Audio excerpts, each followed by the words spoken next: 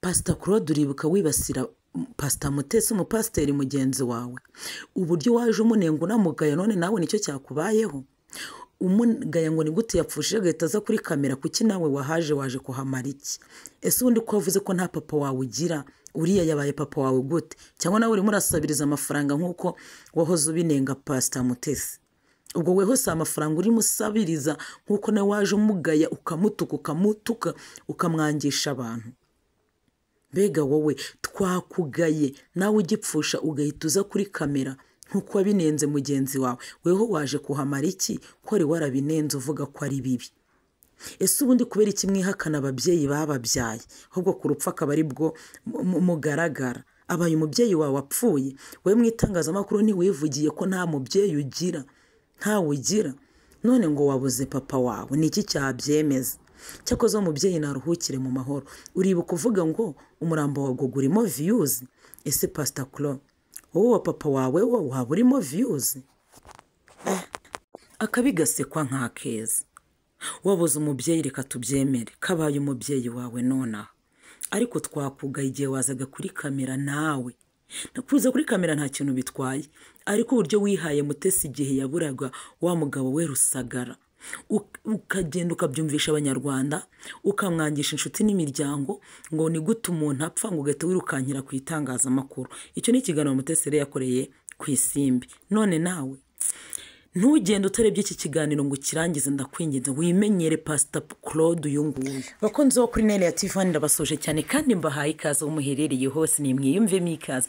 Tugarutse muri bya biganiro byacu bya buri munsi biduhereza kumenya amakuru y'abasitari bagiye batandukanye, kandi koko mpora mbivuga, nimba uri umukunzi wa showbiz, nimba ukunda imyidagaduro, ukwiye kumenya n'ibiyiberamo.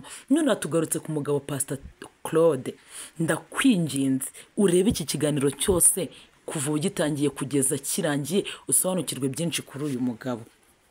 Uyu mugabo rero ngo ni umupasiteri, ariko manze mbaze, tumuzi nka Pastor Claude agira idini? Gusa icyo tuzi cyo pe, avuga ijambo ry'Imana, hahandi yamenyekanye ku imvuga ivuga ngo Imana ifite PS. Ni ubutumwa cyangwa se nivuga ubutumwa yakoze rirahitinga cyangwa se arimenyekanaho igihe avuga ngo Imana ifite PS. Ni ijambo ryafashije abantu cyane kandi naryo ryatumye Pastor Claude azamuka, bitewe nuko abantu bazamukiye muri iryo jambo. Ni ijambo ryafashije abantu pe, yararyigishije biratinda. Uyu Pastor Claude ntabwo mbizi nimba uri umufana we cyangwa se nimba utamufana, ariko uko byagenda kose ririya jambo ni ijambo yigishije uwari wese ajya mu mwuka aranafashwa. Ariko se mbaze, ni umupasiteri koko? Ngaho menya byinshi bimwerekeyeho. Tugarutse ku nkuru itangaje ya Pastor Claude. Uyu Pastor Claude yagize gutya mu minsi yashize, igihe Gogo yapfaga. Uyu Pastor Claude ikintu cya mbere yavuze, yaravuze ati reka twihutishe yo kamera harimo inkuru, ati umurambo wa Gogo urimo views. Icyo ni kimwe. Ararangije ntabwo byarangiriye aho. Igihe Pastor Mutesi yapfushaga umugabo we, uwo yitaga umugabo we, sorry, birashoboka kubyemera cyangwa ntubyemere, reka tuyifate uko twabisanze. Pastor Mutesi yaje rira avuga yuko uwari umukunzi wamusabye akanamukwa yitabye Imana, ajya kuri kamera.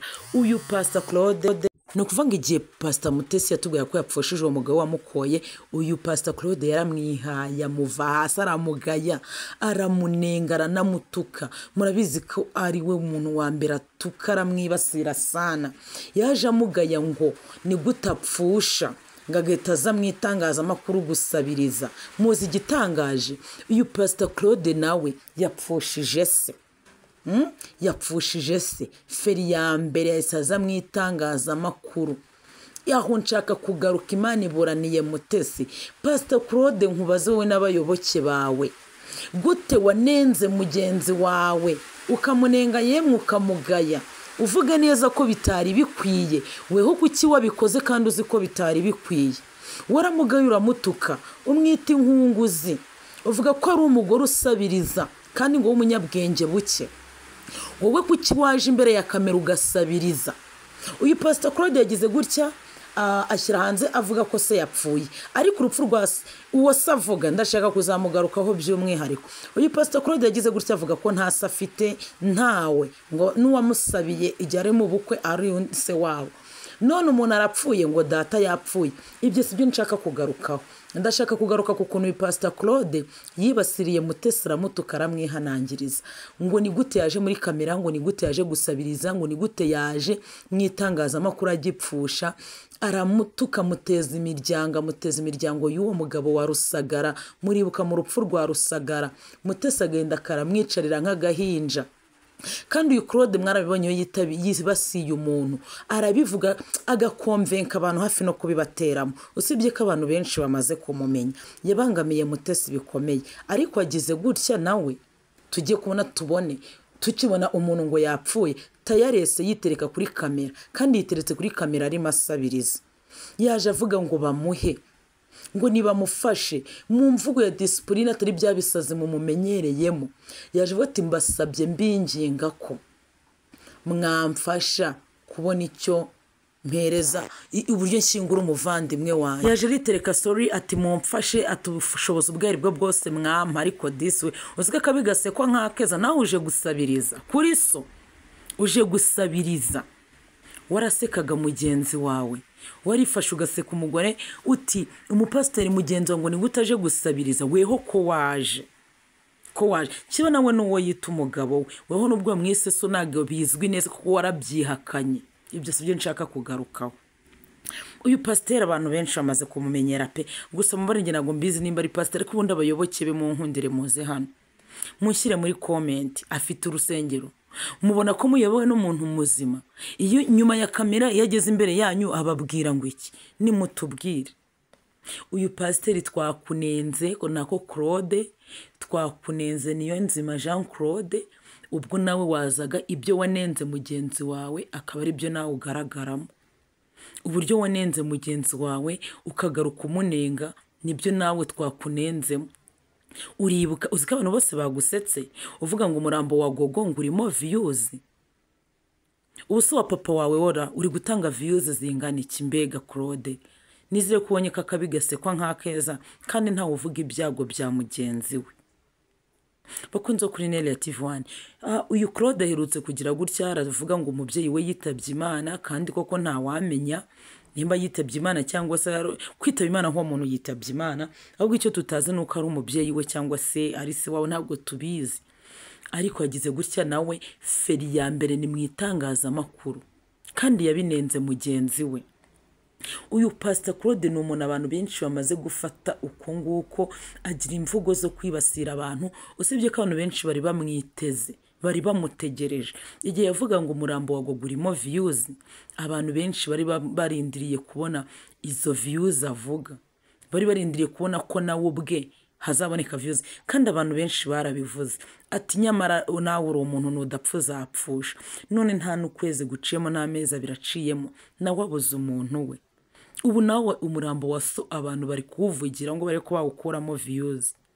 Ubu se Pastor Claude urajya gusaba imbabazi Pastor Mutesi ko amuvuza ugakabya ukamwibasira bigatinda, uri bumusabe imbabazi? Ko nawe waje muri kamera, ko nawe waje gusabiriza, wowe urabikoraho iki mu rwego rwo kugira ngo utange umucyo cyangwa ushyire umucyo kuri icyo kintu? Pastor Claude nizere kangaha nawe ubwawe wicishije amazi igihe wabonaga uje imbere ya kamera uje gusabiriza ku murambo wa so, kandi ari ikintu wanenze mugenzi wawe, igihe wavugaga ko bitari bikwiriye ko umuntu yifata ngo aze imbere ya kamera umuntu agipfa. Waje uvuga ngo byibuze yarindira ngo bigatinda, niweho waje uvuga ngo yarindira byibuze umupfa akabanza akabora bigatinda agaca igihe. None nawe akiri murimo ro guhisuza ni kimwe ku kindi. Rero ubuzima ni bugatebe gatoki, isi ntawe itanyagira, ntawe utakatababaye. Burya n'uriye wavugaga yarababaye, ariko umubabaro nawe wamaze kubona. Nimba uri umupasiteri nyakuri uzagenda usabe Pastor Mutesi imbabazi kuko waramubabaje. None nawe aho wamushyize niho nawe wisanze. Twakugaye pe, n'abayoboke bawe bakugaye kuko hariya wanenze mugenzi wawe kandi icyo umunenze aba ari cyo nawe ugaragaramo. So mwakoze kuba natwe abantu kuri Neli ya TV1. Imana yo mu ijuru nibarinde, amahoro y'Imana bane namwe iteka.